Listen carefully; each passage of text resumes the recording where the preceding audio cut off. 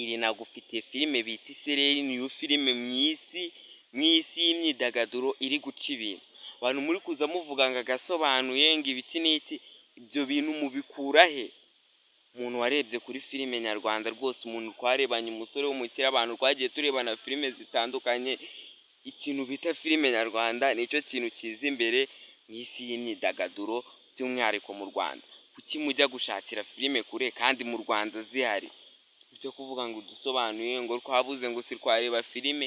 Roki niyitegure kwicara, Roki niyicare na ba Junior bashake kandi karimo k'amaboko kw'ibyo bintu, cyangwa se dukine filime mani, se dukine filime zacu. Muri kujya gushakira filime hanze. Mu Rwanda hari filime ziteye ubwoba, hari filime mani, birambabaza cyane kumva umuntu umuntu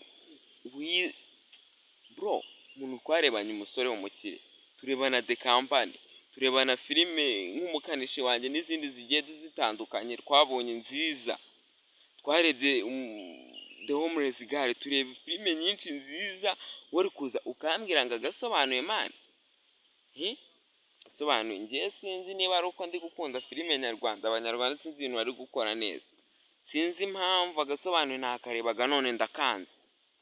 Roki rwose yitegure kubura abakiriya, kuko nta kuntu twe twaba tukireba agasobanuye twifitiye izacu.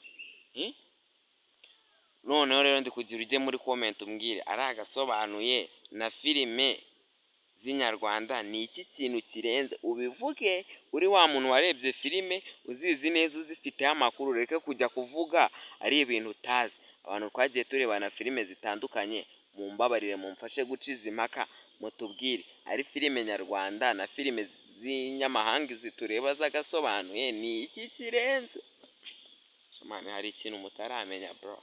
Guys, aba content creators by'umwihariko bari kuzamuka mbazaniye inkuru nziza. Wakibaza ngo ni iyihe nkuru? Noneho Renza bazaniye inkuru mbazaniye, ni inkuru yo gufashanya kugira ngo tubashe kugera kure. Niba ufite projet wifuza kumenyekanisha, wanyandikira muri comment ukabinsaba, cyangwa se ukanampamagara, nta kibazo nakwitaba, ukambwira ati Renzo ndi gushaka ko dukora ya gahunda tugafashanya. Gahunda rero imeze ute?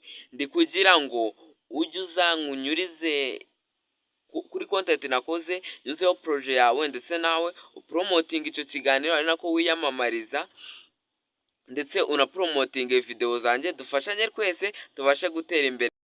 Imana ikomeze ibandindire kandi ibane namwe, ndabakunda cyane.